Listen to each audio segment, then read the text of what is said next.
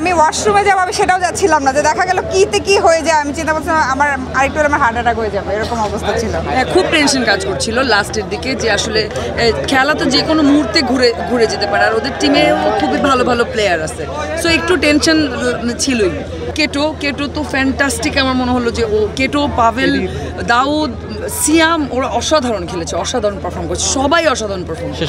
শিবলি আজকে আমাদের মেয়েদের টিমেও আমরা চেষ্টা করছি সেরাটা দেওয়ার। আমরা সম্ভবত 22 রানের 23 রানের টার্গেট দিয়েছি এবং আমরা 5 রানের মধ্যে দল জিতলে কার না ভালো লাগে, আমারও ভালো লাগছে। আমরা সবাই খুব চেয়ার আপ করছিলাম ওদেরকে, খুব ভালো খেলেছে আজকে। এবং সবচেয়ে বড় কথা, আমাদের প্রত্যেকটা প্লেয়ার ইনজুর, মানে ছেলেরা প্রত্যেকে ইনজুর, প্রত্যেকে। পাভেলের পুরো হাতে টেপ দিয়ে পেঁচিয়ে তারপরে ও বল করতে নেমেছে। জাহিদ ভাই আসার আগে ইনজেকশন দিয়ে যে হাত তো ও অলরেডি মানে ব্যাগ পরে তো ঘুরছে। সো মানে এটা না একটা মানে অদ্ভুত মানে স্পিরিট না থাকলে এটা সম্ভব না, বা এই এটার প্রতি ভালোবাসাটা না থাকলে আসলে সম্ভব না। ওই ইনশাল্লাহ অনেক হ্যাপি, আমরা ফাইনালে গিয়েছি, ইনশাল্লাহ আমরা ফাইনালও জিতবো।